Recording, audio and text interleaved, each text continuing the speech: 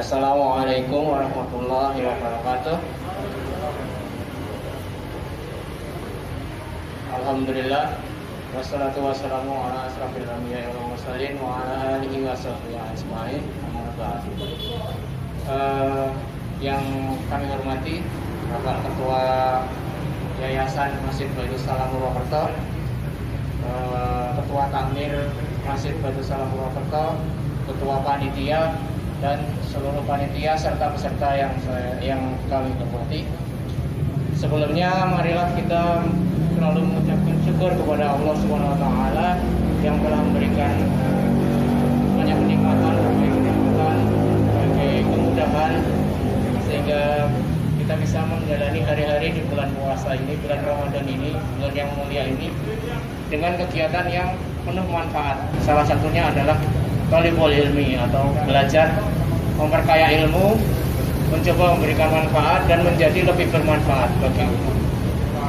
Salawat serta salam juga marilah selalu kita saturkan kepada junjungan kita Rasulullah Muhammad SAW serta keluarga beliau, para sahabatnya dan para pengikutnya hingga akhir zaman nanti. Amin. Bapak-bapak dan ibu-ibu yang saya hormati, sebelumnya mohon izin untuk memperkenalkan diri. Nama saya Agung Cahyo Setiawan. Saya salah seorang staf pengajar di Fakultas Perikanan dan Ilmu Kelautan Universitas Jenderal Sudirman. Kantor saya ada di dekat Komplek Gor Susilo Sudarman, Unsud Purwokerto. Monggo silahkan kalau ingin bersilaturahmi ke sana. Kemudian saya tinggal di dekat sini di Bantar Soka. Jadi juga kalau misalnya berkesempatan rawuh ke tempat saya, monggo silahkan. Insyaallah saya terlalu terbuka untuk bersilaturahmi. Nah, bapak-bapak dan ibu-ibu yang saya hormati, mungkin supaya tidak berlama-lama, kita langsung saja ke materi pelatihan. Nuwun sewu, semuanya sudah mendapat leaflet kan? Ya. Jadi saya membuat leaflet ini, saya buat sesederhana mungkin. Kemudian ini akan saya gunakan untuk menggantikan presentasi atau tayangan supaya kita semua memiliki satu pemahaman yang sama. Karena kalau misalnya saya ingin menunjukkan gambar atau ingin menunjukkan sebuah cara, kalau ada di sini dan saya juga melihat, nanti bapak-bapak dan ibu-ibu semuanya, insya Allah kita punya satu cara pandang yang sama sehingga tidak berbeda. Nah, ini sebagai informasi awal bapak-bapak dan ibu-ibu semuanya. Nanti setelah pelatihan ini, jika berkenan, akan kami gabungkan ke dalam grup WhatsApp Budi Damber Banyumas bersama dengan kelompok yang sebelumnya. Kelompok sebelumnya ada kalau tidak salah 15 orang yang bergabung hingga saat ini terus berjalan. Nah, fungsinya apa grup WhatsApp ini? Untuk pendampingan secara kontinu. Jadi insya Allah saya dan rekan-rekan tidak hanya akan berhenti sampai pelatihan ini, tapi akan terus berusaha untuk memberikan manfaat, untuk saling berbagi. Termasuk tadi saya menyampaikan ada isian sedikit, itu bukan apa-apa bapak-bapak dan ibu. Itu untuk mengukur sebenarnya. Mengukur kalau saat ini sudah sampai di satu titik tertentu, nanti berikutnya harapannya kan mencapai dengan lebih baik. Bapak-bapak dan ibu-ibu yang saya hormati, langsung ke materi inti Budik Damber. Budik Damber, budidaya ikan dalam ember. Saya yakin bahwa bapak dan ibu-ibu sudah pernah mendengar, setidaknya mendengar berita, karena di media massa Budik Damber ini cukup populer saat ini. Di banyak instansi sudah meminta para pegawainya untuk mengembangkan Budik Damber di rumah masing-masing. Tujuannya apa? Tujuannya untuk ketahanan pangan, bapak-bapak. Jadi terkait dengan kemarin ada instruksi atau himbauan pemerintah untuk bekerja dari rumah, kemudian mulai terjadi kelangkaan bahan-bahan baku untuk makanan, kemudian mulai ada pemutusan hubungan kerja dan semuanya. Jadi ada upaya-upaya untuk bagaimana memberikan solusi. Nah, tentu solusi ini bisa apa saja. Salah satu yang dimunculkan adalah Budik Damber. Kenapa Budik Damber? Karena Budik Damber ini adalah sebuah metode yang praktis, yang sederhana, yang tidak menjelimet gitu. Kalau kita mau membudidayakan ikan, terus harus menggali kolam, membuat kolam yang dari terpal, itu kan jelimet. Membuat kolam terpal itu kalau nggak bener ya bentuknya nggak simetris gitu. Jadi pelengkang-pelengkong, dan nanti kalau diisi air jebol sana jebol sini. Jadi dengan seperti ini jadi ringkas gitu. Karena ada ember kan nggak mungkin pelengkang-pelengkong. Kemudian ini itu selain mudah tadi juga murah karena tidak perlu menggunakan bahan-bahan yang baru. Nah, ini nanti kabar gembiranya, Bapak dan Ibu-ibu peserta pelatihan budidamber di Masjid Baitul Salam Purwokerto ini nanti akan mendapatkan stimulasi bantuan berupa wadah ember di sana. Nah, ini sudah satu nilai plus lagi. Kalau akan jadi lebih mudah, jadi harus semangat untuk bisa sampai berhasil. Nah, kemudian intinya apa sih sebenarnya budidamber ini? Budidamber ini sesuai judulnya, budidamber budidaya ikan dalam ember. Jadi yang pertama adalah budidaya ikan. Nah, nanti ada ikan yang akan dibudidayakan. Ikannya apa? Ya tentu nanti akan dipilih ikan yang paling mudah dibudidayakan. Kemudian selain budidaya ikan, nanti juga ada budidaya tanaman. Di sini tidak disebutkan ya tanaman. Budidaya ikan dan tanaman dalam ember kalau mau lebih lengkapnya sebenarnya. Jadi tanaman. Nah, tanaman ini apa? Tanaman ini adalah nilai plus dari budidaya ini. Kalau zaman dulu sudah dikenal sebenarnya. Namanya aquaponik, namanya hidroponik, atau namanya apapun itu yang menggunakan menanam tanaman tapi tidak menggunakan media tanah, menggunakan media air, atau dengan tumpang sari. Jadi di bawahnya ada ayam, kemudian di bawahnya ada ikan, kemudian nanti di pinggir-pinggirnya atau di bagian sampingnya itu ada tanaman. Nah, ini pun mengadaptasi cara-cara seperti itu, mengadopsi cara-cara seperti itu. Tetapi caranya dibikin lebih praktis, yaitu dengan menggunakan ember, sehingga cukup ditaruh di pinggir-pinggirnya, kemudian jadi budidamber itu. Nah, budidamber ini sebenarnya sudah ada sejak tahun 2015. Ini pertama kali diuji cobakan tahun 2015, kemudian baru disampaikan ke publik, ke masyarakat itu tahun 2016. Dan ini dapat momen ketika semua orang membutuhkan bekerja dari rumah, ketika semua orang membutuhkan sebuah pengalihan ya, kalau ini pengalihan untuk supaya tidak stres, maka dengan cara berkebun secara mudah, yaitu di menggunakan ember di sekitar rumah. Tadi ada dua, budidaya ikan dan budidaya tanaman di dalam ember. Kemudian keuntungannya tadi sudah saya sampaikan, mudah. Ya, tidak perlu teknologi yang susah, karena ini sudah dibuat dengan sedemikian rupa sehingga semua orang ini bisa. Insya Allah semua orang bisa. Tidak perlu harus memiliki keterampilan khusus, tapi kalau telaten, insya Allah bisa. Kemudian murah. Nah, murah. Meskipun judulnya budidaya ikan dan tanaman dalam ember, tapi tidak selalu harus menggunakan ember. Bisa menggunakan kantong bekas, bisa menggunakan ember bekas cat juga bisa. Ember bekas cat juga ember juga namanya. Jadi bekas cat itu juga bisa. Jadi semua yang bisa untuk tempat air ini bisa digunakan untuk metode ini, untuk praktek metode ini. Nah, kemudian fleksibel. Jadi selain alat dan bahannya fleksibel, metode ini juga fleksibel. Fleksibel dalam artian tidak membutuhkan tempat yang luas, bisa ditempatkan di pekarangan kalau punya pekarangan, bisa ditempatkan di halaman depan, bisa ditempatkan di samping tempat jemuran gitu. Kalau misalnya jemurannya di atas, tinggal di perumahan, jemurannya di atas, itu bisa ditaruh di atas juga. Jadi tidak melulu harus membutuhkan tempat yang luas, tempat yang rapi, terlindung dengan sumber air yang terus-menerus mengalir. Tidak, ini salah satu kelebihan budidaya ikan dalam ember. Apa saja sebenarnya isinya atau apa saja peluang dan tantangan untuk usaha budidamber? Nah, monggo dipersani di leaflet di halaman pertama. Ini ada gambar kartun budidamber. Nah, ini menarik, ini gambar kartunnya. Jadi budidaya ikan dalam ember itu ada ember, ada kita sebagai pelaku, ada ikan, ada tanaman, kemudian ada bahan-bahan yang bisa dipakai juga. Bahan-bahan yang bisa dipakai. yaitu ada kawat, ada arang, ada gelas plastik dan sebagainya. Kemudian ada pengganggu. Pengganggu itu bermacam-macam. Salah satunya adalah kucing.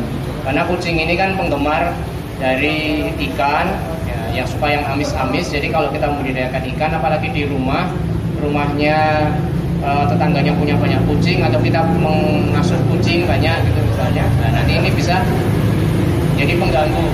Paling tidak ada di sekitar kolam terus gitu, nungguin kalau suatu saat lelenya ke atas ditangkap. Ini yang harus kita waspadai juga. Itu peluang dan tantangannya. Nah, peluangnya tadi tantangan. Peluangnya apa ya? Selain yang saya sampaikan tadi, peluang ini adalah memang ini tujuannya sekali lagi perlu saya sampaikan di awal, bukan untuk kegiatan bisnis skala besar. Jadi Bapak dan Ibu mulai dari sekarang kita tanamkan dalam pemikiran kita kalau ini bukanlah skala bisnis skala besar yang kalau panen kemudian bisa dijual di pasar menguntungkan mendapatkan uang banyak, bukan. Tapi ini adalah usaha untuk ketahanan pangan. Jadi ketahanan pangan artinya apa? Panennya itu cukup kita konsumsi, kemudian kalau ada lebih ya kita jual. Bagaimana caranya membuat lebih? Ya itu pintar-pintarnya kita. Misalnya hari ini mendapatkan stimulus atau mendapatkan bantuan berupa ember, kemudian benih ikan, kemudian pakan, kemudian satu set alat lengkap. Nah, untuk satu kali produksi kan ini mungkin hasilnya baru sedikit. Nah, tapi nanti yang kedua ada produksi lagi. Nah, terus kita mikir kan kalau misalnya sudah jadi, oh ternyata pakai lele kemarin saya isi 30 ekor, bagus. Coba saya tambah jadi 50 ekor. Ternyata bagus. Nah, kalau kemarin 30 ekor bisa kita konsumsi, yang 20 ekor bisa kita jual, bisa kita titipkan pedagang keliling. Nah, ini bisa memberikan nilai lebih.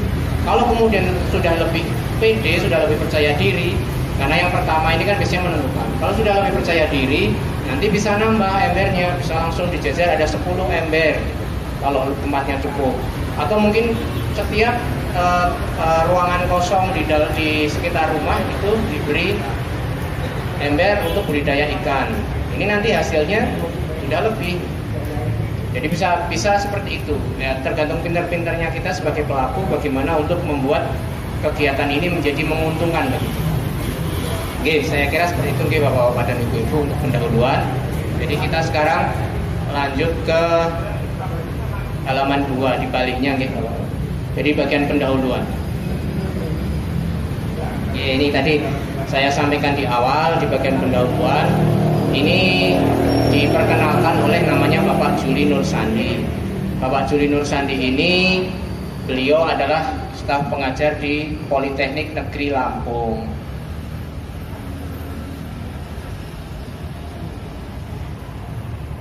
Di Politeknik Negeri Lampung. Jadi beliau menguji coba metode ini pada tahun 2015, kemudian mengenalkan pada masyarakat tahun 2016. Ya, tadi saya sudah matur bahwa ini adalah untuk pemenuhan gizi keluarga dan ketahanan pangan. Jadi untuk bisnis ya kita harus perlu usaha, kemudian perlu meningkatkan skala budidamber ini. Kalau tadinya satu ember, ditingkatkan jadi mungkin 2, 3, 4 berapa ember. Nah, ini kabar baiknya ya Bapak-bapak dan Ibu sekalian, budidamber ini ternyata sudah viral di seluruh Nusantara di Indonesia. Bahkan kalau di Jakarta itu ada yang bisnisnya itu bukan bisnis budidamber, tapi bisnis peralatan budidamber. Jadi satu paket dijual. Nah, ini kalau Bapak-bapak dan Ibu-ibu nanti ternyata kalau di Banyumas peminatnya banyak, Pak. Terus daripada nanti ini saya bikin alatnya sambil saya tetap memelihara, saya bikin alatnya juga, ini bisa jadi tambahan juga. Kemudian itu pendahuluan. Kemudian di bagian metode, tadi juga sudah saya singgung di awal. Metodenya bagaimana? Adalah membudidayakan ikan di dalam wadah berupa ember dengan tanaman atau sayuran ditaruh di atasnya. Nah, tentu ikannya juga tidak semuanya ikan. Ada ikan yang sudah bisa, ada ikan yang belum bisa. Belum bisa ditaruh di dalam ember, maksudnya belum bisa dipelihara di dalam ember. Juga untuk tanaman sayuran ada yang sudah bisa, tapi juga ada tanaman yang belum bisa. Kabar baiknya ini, kalau Bapak-bapak dan Ibu memang berminat di budidamber, ini karena sudah viral ya. Jadi ini sudah ribuan orang. Kita nanti bergabung dalam grup WhatsApp Budik Damber Banyumas. Nah, nanti grup WhatsApp Budik Damber Banyumas ini nanti terhubung juga dengan grup WhatsApp Budik Damber Indonesia. Dan itu jumlahnya ratusan, sudah sampai ribuan. Bahkan terakhir bulan lalu, bulan April ini ada panen raya oleh Bapak Juli Nur Sadi di tempatnya Budo.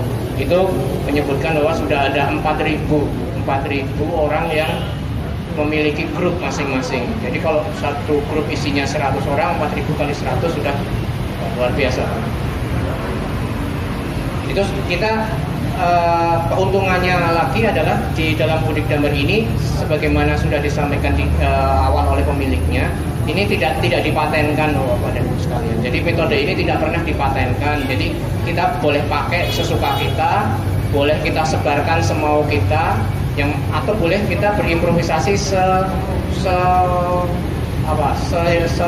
pengetahuan yang kita punya, kita terapkan. Pokoknya bagaimana nanti Budik Damber ini menjadi lebih baik, nah itu silahkan, diperbolehkan, tidak ada yang melarang. Dan ada saling tukar menukar ilmu, intinya adalah sedekah ilmu. Jadi saat ini kita belajar metode yang paling sederhana. Insya Allah hari ini saya akan menyampaikan metode Budik Damber yang paling sederhana, yang paling mudah. Nanti kalau kemudian ternyata bapak-bapak dan ibu-ibu memiliki ide yang lebih baik, ya monggo diaplikasikan, dibagikan ke rekan-rekan yang lain, akan jadi lebih baik, karena akan jadi sedekah ilmu. Dulu waktu pertama kali diuji coba Budik Damber ini adalah menggunakan ikan lele dan tanaman kangkung. Tapi siapa menyangka hari ini sudah ikan lele sudah, ikan gurame sudah, ikan betok sudah, betok wadul ya.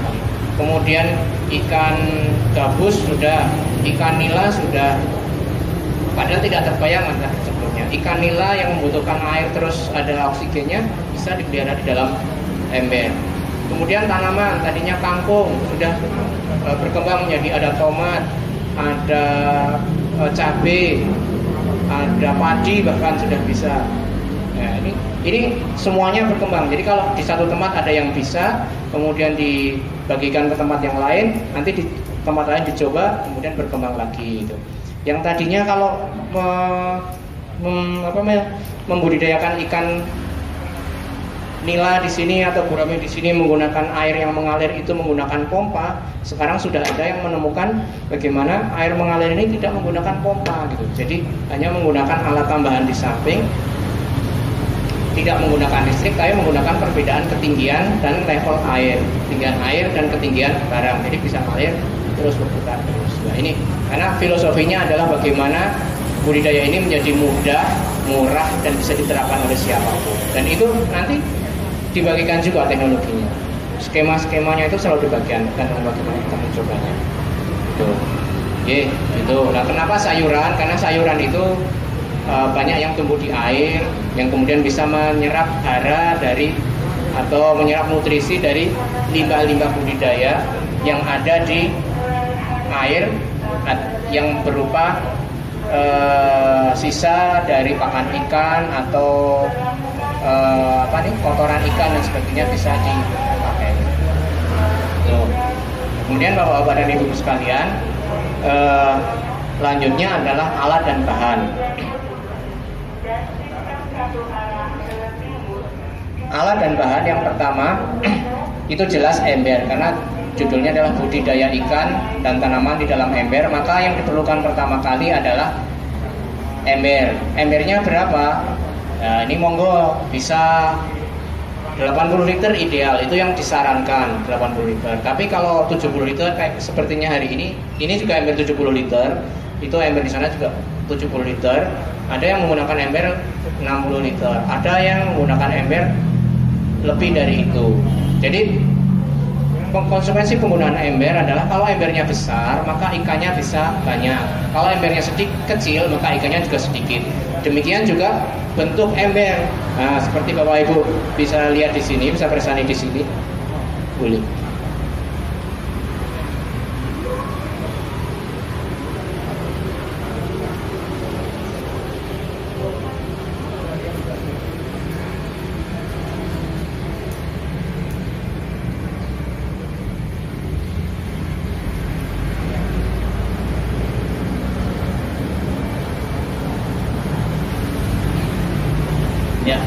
nanti Bapak dan Ibu bisa kesana di sini, ember yang ini kan diameternya segini nih. Walaupun ini 70 liter, tapi diameternya segini. Tapi kalau yang ember di sana, diameternya sedikit lebih lebar. Nah, nanti konsekuensinya apa? Ininya jadi lebih banyak Bapak dan Ibu. Kalau ininya sempit, kecil, maka naruh gelasnya ini sedikit. Tapi kalau diameternya lebar, naruh gelasnya bisa lebih banyak. Nah, itu pilihan-pilihan gitu untuk bisa memakai itu. Gitu, oke, Bapak dan Ibu-ibu. Jadi semuanya tergantung kepada bagaimana kita memilih, kemudian bagaimana kita memilih alat. Ya, ini konsekuensinya akan menentukan bagaimana metode itu nanti akan berjalan pelaksanaannya. Nah, kemudian yang kedua, gelas atau pot plastik. Nah, kalau menggunakan pot plastik ini biasanya lebih mahal, tapi kalau menggunakan gelas plastik ya ini lebih murah. Gelas saya yang pakai ini adalah gelas ukuran 12 oz, gelas jus itu 12 oz. Tapi nanti kalau misalnya menggunakan gelas aqua, gelas bekas air minum mineral itu juga bisa. Menggunakan botol minum, bekas botol minum air mineral itu dipotong, itu juga bisa. Menggunakan plastik apa itu namanya, tempat cat yang dari plastik tapi yang kecil-kecil itu juga bisa. Jadi sangat fleksibel. Kemudian solder atau pisau, ini fungsinya untuk apa? Untuk membuat lubang. Solder kan dipanasi tinggal ditusuk gitu, atau pakai pisau. Nah, kalau saya karena nggak punya solder, ini saya bolongin pakai paku dibakar. Jadi paku dibakar terus ditusuk-tusukkan gini kan juga lebih cepat juga. Itu okay. Baik. Kemudian kawat. Nah, ini kawat fungsinya untuk ini mengaitkan seperti ini. Jadi ini supaya bisa dikait, supaya bisa begitu untuk nahan kerja. Nah, kawat kalau misalnya mau diganti tali ya bisa juga. Nah, ini sekalian ada kawat lagi. Ini ada kawat seperti ini. Ini kawat ini fungsinya untuk pelindung. Ini tidak mempengaruhi di metode budidayanya, tapi untuk melindungi supaya wadah ini tidak diserang oleh kucing. Jadi ini tinggal dilingkarkan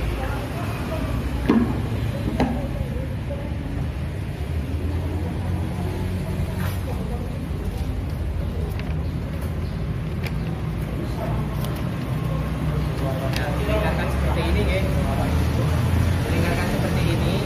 Ini nanti kucing nggak bisa masuk, karena kalau masuk biasanya jatuh, atau kalau nggak jatuh ke dalam sekalian. Jadi kucingnya nggak bisa masuk. Ini fungsinya untuk melindungi. Nanti kalau sudah seperti ini, itu biasanya kalau tangan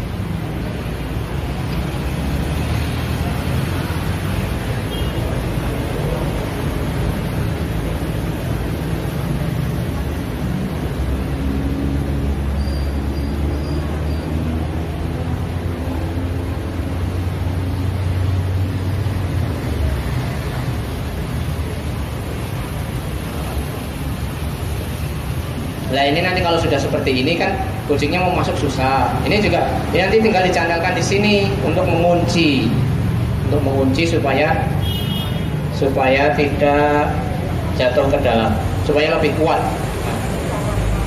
Ya, kira-kira seperti itu gitu. Ya, ini sampun Pak Mandor. Enggak apa-apa ditaruh saja. Ya, sampun Pak. Kemudian tang, itu tang untuk motong-motong kawat supaya lebih mudah dipakai untuk menyesuaikan ukurannya. Nah, terus kemudian arang kayu atau arang dari batok kelapa. Ini tujuannya untuk apa? Ini arang kayu atau arang batok kelapa ini adalah dijadikan untuk dasar media tanam. Seperti ini. Ini bagian paling bawah ini. Bagian paling bawah di sini, bagian paling bawah ini adalah arang. Bagian paling bawah dari media tanam ini adalah arang. Arang ini ada fungsinya untuk mempercepat penguraian limbah dari sisa pakan ikan, kemudian kotoran ikan menjadi unsur hara yang siap dipakai oleh tanaman. Fungsinya seperti itu. Kemudian benih ikan. Nah, ini direkomendasikan adalah ikan lele ukuran 7-9. Ini kelihatannya nanti pelatihan ini salah satu paketnya adalah benih ikan lele juga. Jadi kenapa ukuran pakai 79? Kalau bapak-bapak dan ibu-ibu yang pernah budidaya lele atau pernah mencoba untuk membudidayakan lele di rumah, ukuran 79 itu satu ukuran sebelum ukuran konsumsi. Biasanya konsumsi itu kan ukurannya 10-12 cm itu panjangnya gitu. Jadi kalau dengan ukuran 7-9 ini nanti diharapkan setelah dipelihara 2 bulan ikannya masuk ke ukuran konsumsi, kemudian langsung siap dipakai. Pakai ukuran kecil boleh enggak? Ya boleh, tapi ada resikonya kalau pakai ukuran kecil. Resikonya apa? Resikonya kalau misalnya ini bapak-bapak dan ibu-ibu ikannya 60 ekor gitu, ukurannya kecil-kecil segini-gini misalnya, sekitar 4 cm, 5 cm dimasukkan ke sini. 2 bulan ini ikannya jadi apa kira-kira? Jadi segede apa? Bukan jadi apa, kalau jadi apa? Jadi misalnya jadi segede ini. Nah, mungkin nggak kalau ada yang jadi segini? Mungkin, karena ikan lele ini asalnya bermacam-macam. Ada yang tetap segini cuma nambah sedikit, ada. Nah, nanti kalau sudah kayak gitu, lele ini kan aslinya itu karnivora atau makan daging sebenarnya, makan makanan daging-dagingan. Kalau kemudian dipelihara kayak gitu, ada yang gede, ada yang kecil, ganti lalahnya. Kalau ngasih pakannya itu kurang gitu, ngasih pakannya kurang, lapar lelenya. Yang kecil dimakan nanti, jadi mati. Sehingga kalau dikasih kecil, nanti dalam 2 bulan pemeliharaan, bapak-bapak dan ibu-ibu harus melakukan langkah namanya sortir atau grading atau pemisahan ukuran. Jadi dia harus nambah ember lagi, yang gede-gede pindah sini, yang kecil-kecil tetap di sini, supaya tumbuhnya jadi seragam. Tuh, makanya kalau disarankan menggunakan ukuran yang seragam yang sudah agak besar, sehingga nanti tinggal panen, tinggal makan. Jadi kalau sudah memelihara 2 bulan, kangkongnya sudah siap, lelenya sudah siap, panen, maka jadi apa? Pecel lele jadi kan. Nah, kemudian benih ikannya tadi lele dan dimasukkan. Nah, pertanyaannya benihnya bisa diganti nggak? Nah, tadi saya sudah matur di depan, bisa gitu. Sekarang sudah ada yang bisa gurame, ada yang bisa ikan gabus, sudah ada yang bisa ikan nila, gitu. Bisa, tapi dengan tentu saja kalau diganti ikannya, caranya dirubah. Kembali ke cara, kalau bertanya kepada caranya apakah harus sama? Tidak. Nah, ini non sewu ini untuk yang kelompok pertama kemarin, itu bikinnya bagus-bagus dulu bapak-bapak dan ibu-ibu. Nanti kalau sudah bergabung di grupnya, itu fotonya bagus-bagus. Dari sini dapatnya ember, kemudian ini cup-cup kecil-kecil dari rumah, masya Allah itu. Dari dikasih 1 ember di rumah jadinya 5 ember gitu. Itu kan semangat gitu. Kemudian tutupnya yang tadinya cuma dicandal-candal gini, nggak mau gitu. Bikin yang bagus, tutupnya dilubangi, ditaruh rapi sekali gitu. Nah ini luar biasa. Jadi saya harapkan juga, kami mengharapkan nanti bapak-bapak dan ibu-ibu di rumah juga seperti itu. Jadi semangat supaya berhasil gitu. Karena kalau kita semangat dari awal kan insya Allah nanti akan mendapat banyak kemudahan dan berhasil itu. Kemudian benih atau bibit kangkung atau tanaman lain, ya ini tadi saya sampaikan di awal juga bisa gitu. Apapun sudah banyak yang bisa, dari mulai tadi kangkung bisa, kemudian tomat juga bisa, kemudian padi juga ada yang sudah bisa, sawi juga ada bisa. Nah ini bermacam-macam. Kemudian persiapan. Nah ini sebelum yang pertama dari persiapan adalah wadahnya atau embernya. Jadi sebaiknya sebenarnya sebelum kita memulai budidaya ikan dan tanaman di dalam ember, kita siapkan dulu wadahnya. Jadi sebelum membeli ikan, ini ideal gitu bapak ibu. Sebelum membeli ikan, ini kita menyiapkan wadahnya dulu. Kenapa? Apalagi kalau wadahnya baru, wadah bekas juga tuh. Kita harus menyiapkan wadahnya dulu. Kenapa? Nah ini pertama, kalau bapak dan ibu-ibu nanti mendapat ember, apalagi yang baru dari toko, kemudian dicium, bau enggak? Bau kan? Nah baunya kira-kira kita kalau mencium bau itu kan terasa nggak enak, menyengat kan? Menyengat. Nah itu baunya adalah bau bahan-bahan kimia yang digunakan untuk membuat plastik. Nah bau itu tidak disukai ikan, bahkan bisa membuat ikan stres kemudian mati. Sehingga bau itu harus kita hilangkan. Nah, cara menghilangkannya, ember ini diisi air, kemudian dibiarkan, direndam. Yang isinya boleh penuh, boleh setengahnya. Kalau penuh ya lebih baik. Kalau mau setengah atau 2/3-nya nggak apa-apa. Tapi jangan cuma sepertiganya, gitu. Kalau cuma sepertiganya masih banyak bagian yang tidak kena air, nanti baunya belum hilang-hilang.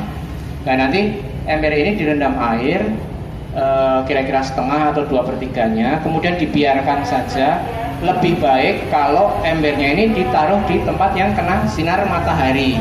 Jadi kalau sudah ada airnya, kemudian diletakkan di tempat yang terkena sinar matahari, nanti di dalam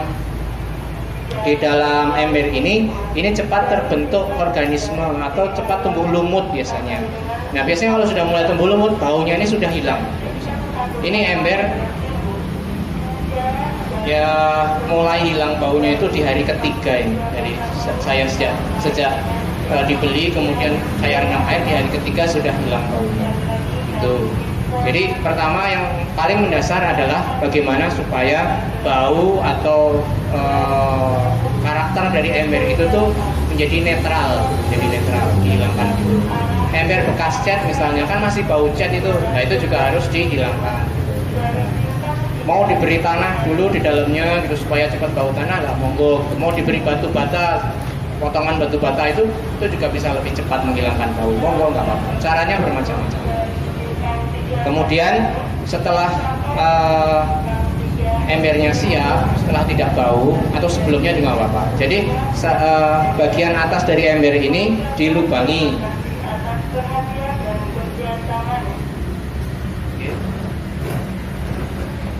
Nah, ini bagian atas dari ember ini kan kelihatan nggih, Bapak-bapak dan Ibu-ibu nggih.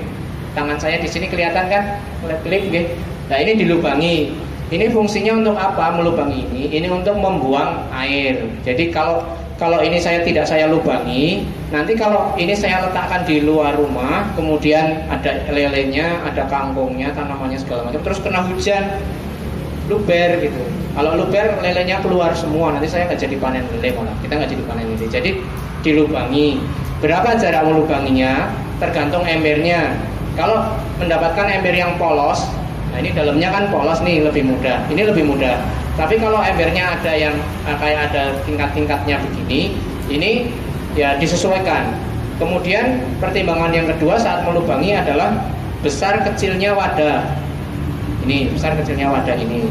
Nah, ini wadah untuk tanaman maksud saya.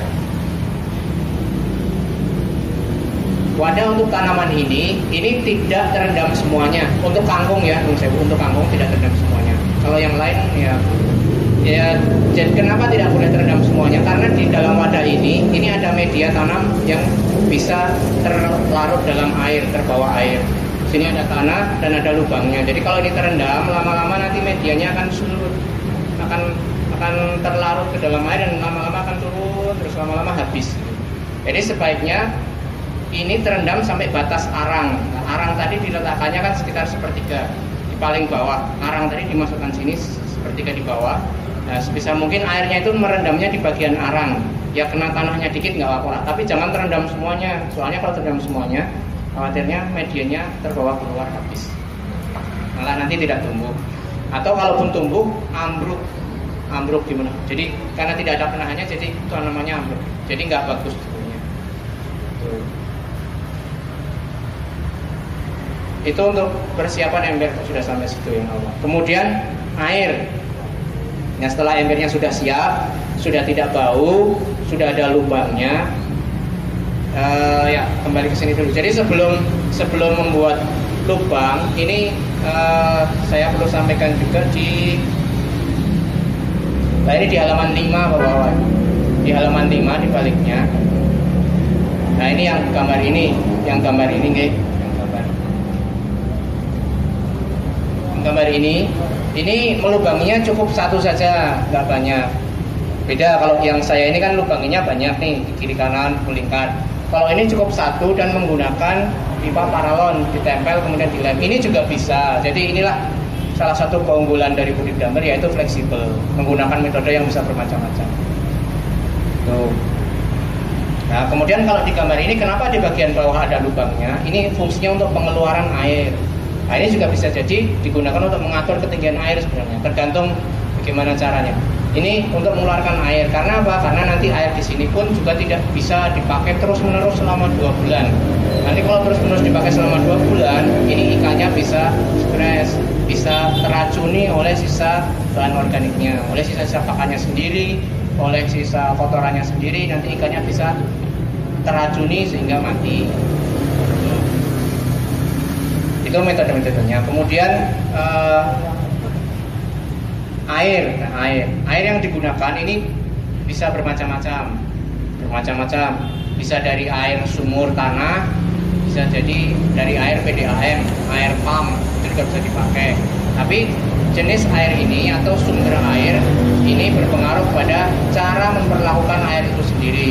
Jadi kalau misalnya menggunakan air pump, maka ya jangan langsung dipakai. Karena kalau lele, ikan dimasukkan ke air yang dari air pump langsung, itu biasanya lelenya kayak apa namanya? Ada bahan kimia yang berbahaya di situ, yang tidak disukai oleh ikan. Jadi ikan bisa stres nanti. Kalau ikan stres bisa jadi mati.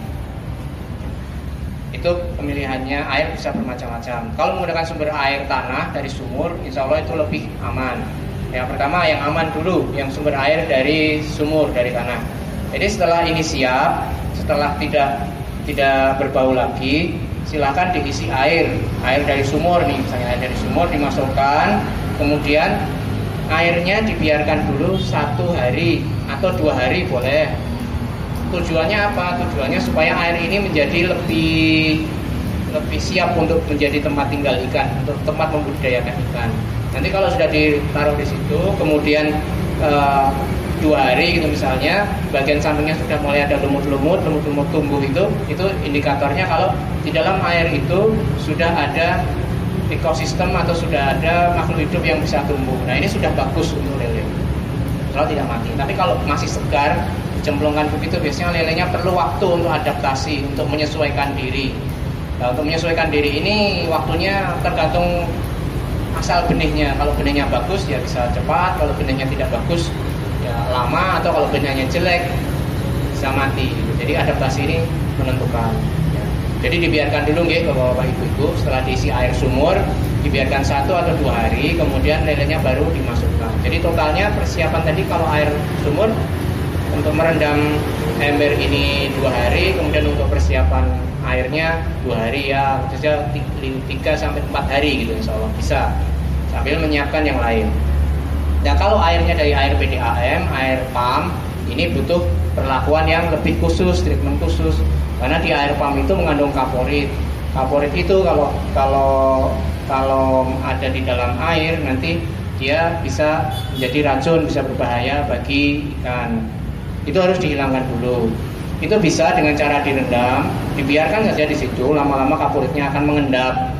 Nah, mengendap nanti kemudian bisa dibuang. Caranya disedot pakai selang, bisa di bagian bawah, atau kalau dibiarkan terus ya nanti lama-lama juga kadarnya akan menurun dengan sendiri. Tapi lama memang. Nah, kalau mau lebih cepat, ini di toko-toko perikanan itu biasanya ada namanya obat anti klorin. Nah, itu kemarin saya cek online itu harganya 7.000, 100 mili 7.000. Dan nanti kita ngasihnya kan paling cuma sedikit, itu akan jadi lebih cepat.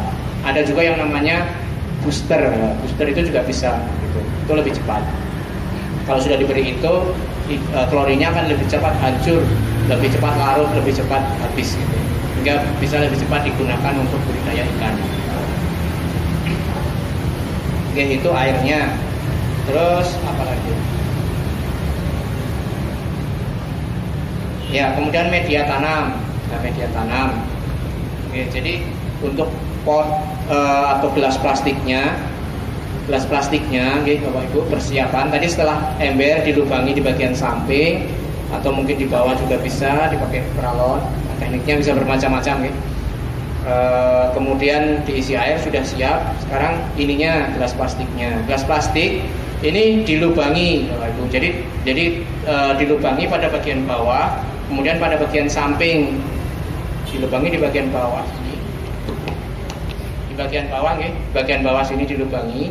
Kemudian di bagian samping, tapi jangan banyak-banyak, cukup untuk air itu bisa mengalir masuk ke dalam, kemudian bisa juga ada sirkulasi di dalamnya. Jadi air bisa terus-menerus masuk ke dalam wadah ini. Jangan terlalu besar, kalau terlalu besar nanti media tanamnya justru terbawa keluar sehingga tanamannya tidak tumbuh dengan baik. Tuh. Itu dilubangi. Kemudian kalau cara yang paling sederhana seperti yang kita pelajari hari ini, pada bagian atas ini dibuat lubang yang sejajar seperti ini.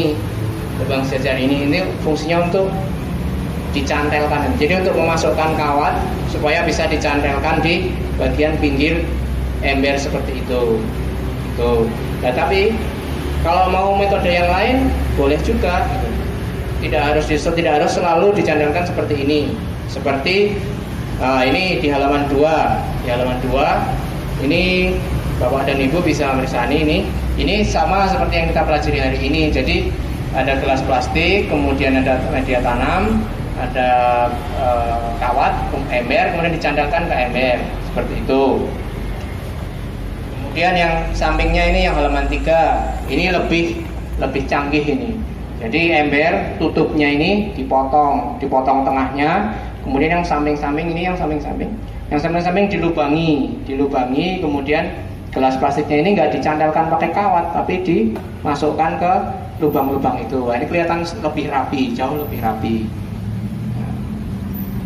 Ada juga yang sebelahnya ini, yang sebelahnya seperti itu. Tengahnya dikasih pelindung, ini sedikit.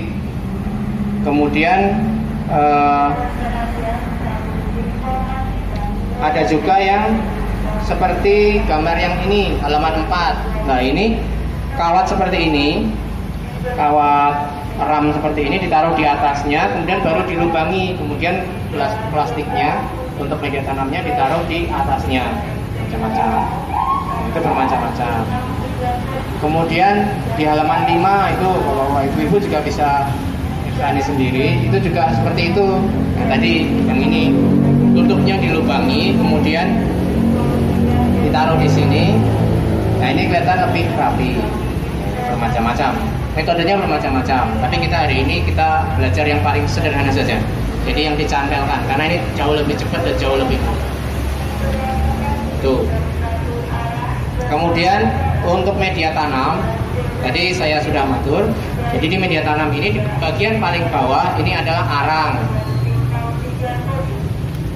Arang ini kalau menurut awalnya disarankan adalah menggunakan arang dari batok kelapa. Tapi pada pelaksanaannya teman-teman Dedamber di Indonesia ini bermodifikasi, berinovasi bahwa arang yang di bawah ini diganti dengan arang biasa, bisa enggak? Ternyata bisa. Fungsinya arang apa? Fungsinya arang ini untuk mempercepat penguraian, tadi saya matur di awal, mempercepat penguraian amonia yang merupakan limbah dari budidaya ikan, dari sisa pakan, dari kotoran ikan menjadi nitrat yang lebih siap digunakan oleh tanaman sebagai sumber haranya. Tuh. Kemudian media tanamnya yang di atasnya, saya lanjutkan tadi. Yang di atas arang ini macam-macam. Bisa menggunakan tanah yang dipupuk, bisa menggunakan media yang sudah siap pakai yang bisa dibeli di toko pertanian. Ini bisa bermacam-macam. Kalau ini adalah di bawahnya arang kayu, kemudian di atasnya ini ada sedikit sisa media yang siap pakai tapi nggak banyak. Kemudian tanah biasa dicampur pupuk kandang. Tuh. Fungsinya apa? Supaya tanah ini subur duluan gitu. Karena kan limbah dari air ini tidak tiba-tiba langsung subur, tidak tiba-tiba langsung haranya banyak, nutrisinya banyak. Jadi di sininya harus sudah cukup. Nanti dia tinggal menyerap dari sini untuk melanjutkan kehidupannya.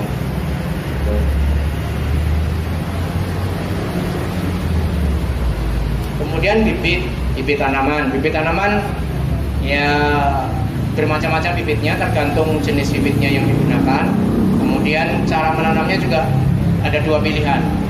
Kalau misalnya kangkung itu kalau menanam akarnya, batang yang ada akarnya ditaruh di sini, ini nanti bisa tumbuh. Kalau mau menggunakan biji disemai di sini bisa, atau disemai di tempat yang lain. Misalnya Bapak dan Ibu ada tempat yang kotaan tidak dipakai, kemudian diberi tanah atau diberi media, kemudian biji-biji tanaman itu ditaruh di situ, kemudian sudah berkecambah, kemudian dipindahkan ke sini bisa, atau bijinya langsung ditaruh di sini, terus kemudian disirami. Kalau medianya ini sudah subur, itu akan bisa tumbuh. Ya, ini kalau yang ini biji. Jadi ini biji ditaruh di sini, kelihatan bijinya masih hitam-hitam di atas. Nah, biji ini ditaruh di sini, kemudian saya taruh di tempat yang kena sinar. Ya, nggak kena sinar langsung sih, tapi dalam 1 hari pasti kena sinar. Kemudian saya sirami, kemudian ini yang sudah subur, ya alhamdulillah ini sudah tumbuh.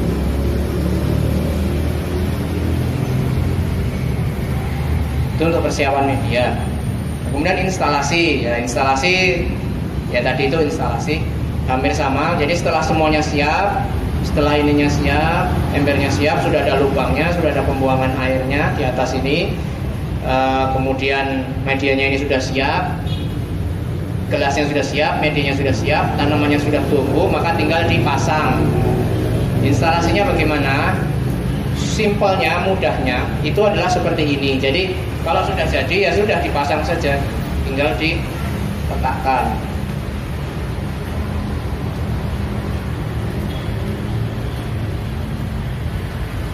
Ya, tinggal diletakkan seperti itu.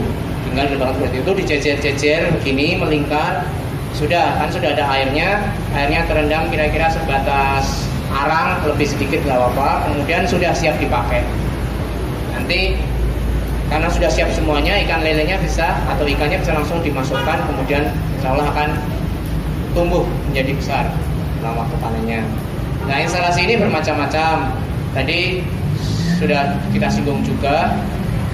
Ada yang seperti ini yang paling sederhana, atau yang tadi yang saya contohkan di awal. Ini kawat ini naik ke atas, kemudian dijepit pakai ini, jepit sampingnya sehingga kawat ini berdiri di atas sebagai pelindung dari kucing.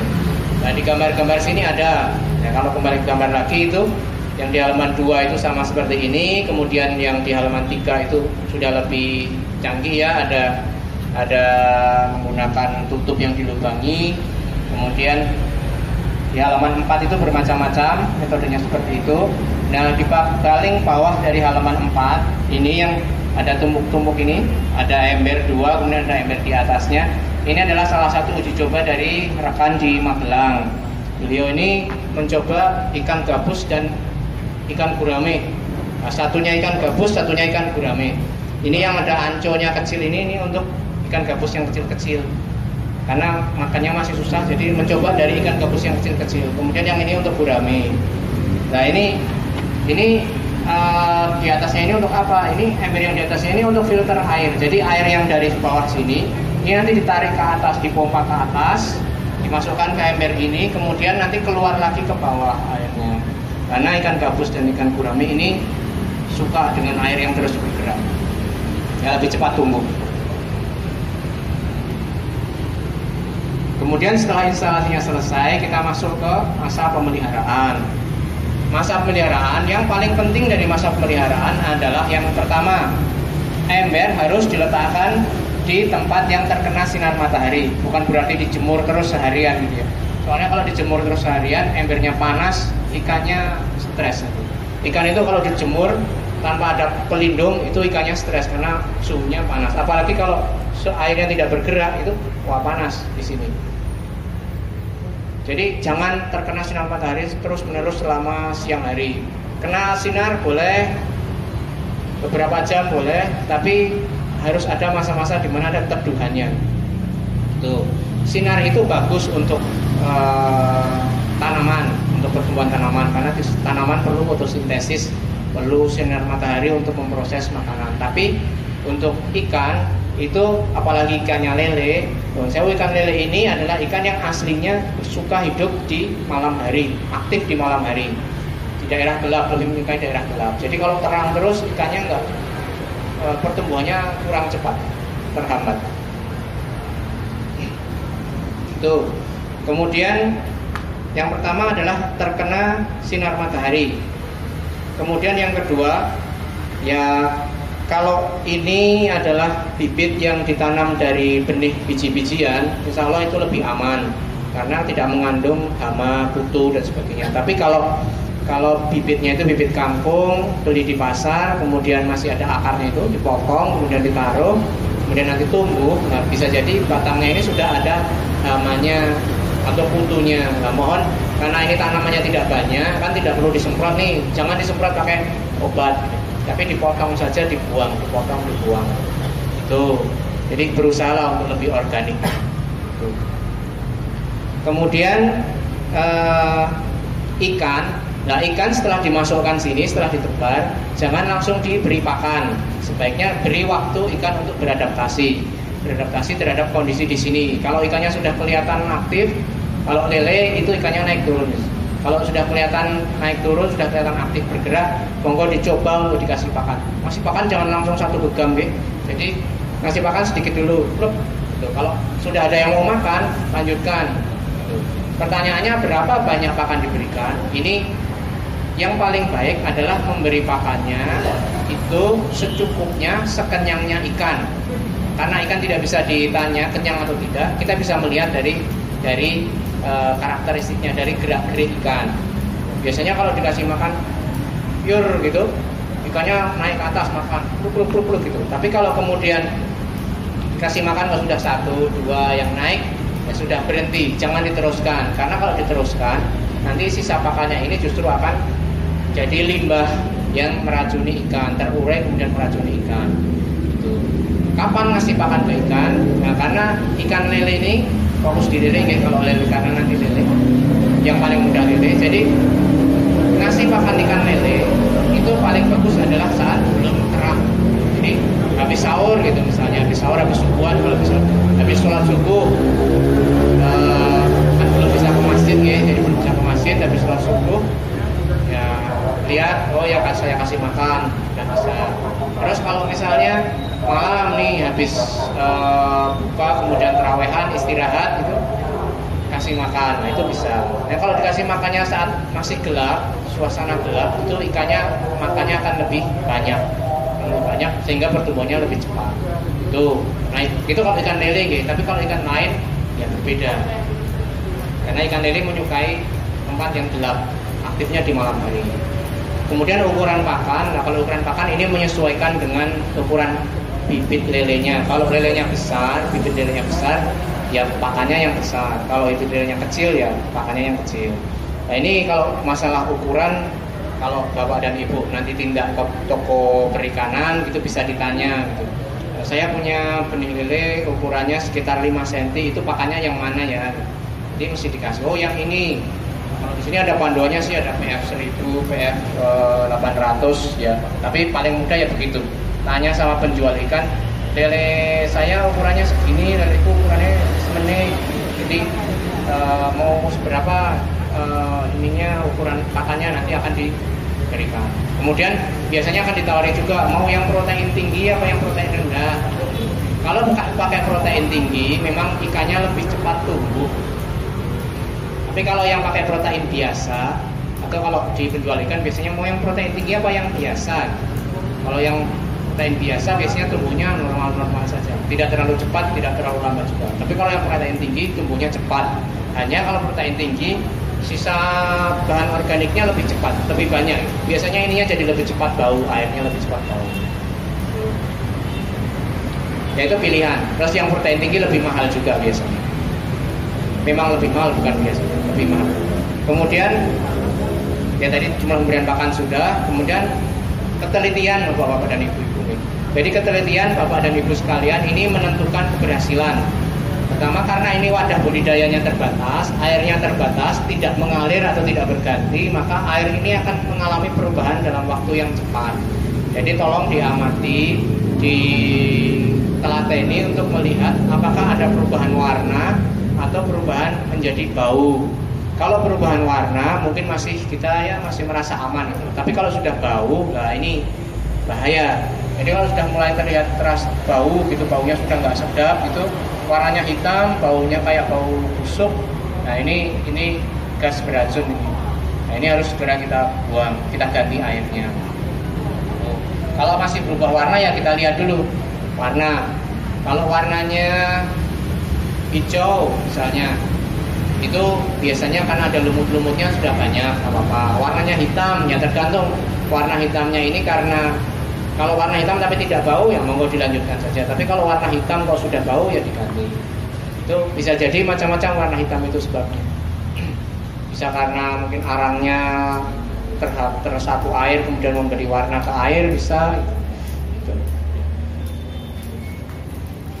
Nah kemudian pergantian air, ini pergantian air. Pergantian air ini antara 1 sampai 2 minggu, atau bila air berbau busuk dan ikan terlihat tidak terlalu sehat. Tidak sehat. Masa pergantian air ini tadi, jadi kalau misalnya airnya sudah kelihatan bau, kemudian warnanya hitam, bau, monggo segera diganti. Kalau sudah seperti itu ya, bau dan hitam, maka gantinya saya sarankan semuanya diganti.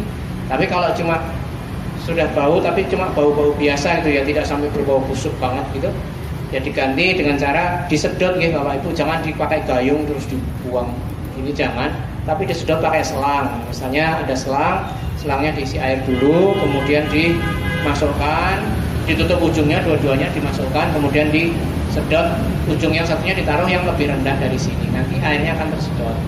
Sedot bagian bawah kalau bisa, jangan bagian atas, karena kotoran itu ada di bawah. Kotoran ikan itu mengendap di bawah. Ya kalau disedot di bagian bawah, nanti air yang atas ini turun, yang bawah keluar, nanti diisi lagi. Berapa banyak air yang diganti, ini bisa sampai setengahnya, atau bahkan sampai 2/3 bagian air diganti, nggak apa-apa. Tapi rekomendasinya ya paling setengahnya gitu. Jangan terlalu banyak mengganti air, karena kalau air baru itu gampang stres kalau air baru, perlu waktu untuk adaptasi. Jadi ngisinya cukup setengahnya nantinya.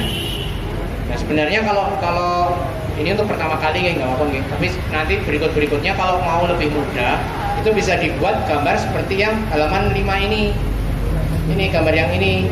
Nah pada gambar ini kan di bagian bawah ini ada lubang nih. Nah tinggal dibuka gitu, tinggal dibuka bagian bawah. Ini airnya sudah mengalir dari bagian bawah. Nanti tinggal ditutup lagi. Itu lebih mudah ganti airnya.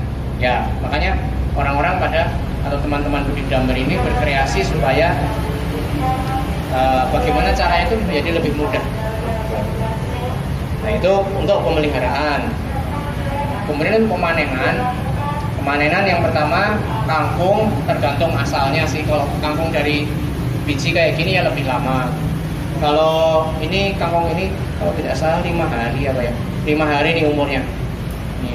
Kalau yang kangkung dari akar dan batang mungkin lebih cepat dipanen karena sudah lebih tumbuh.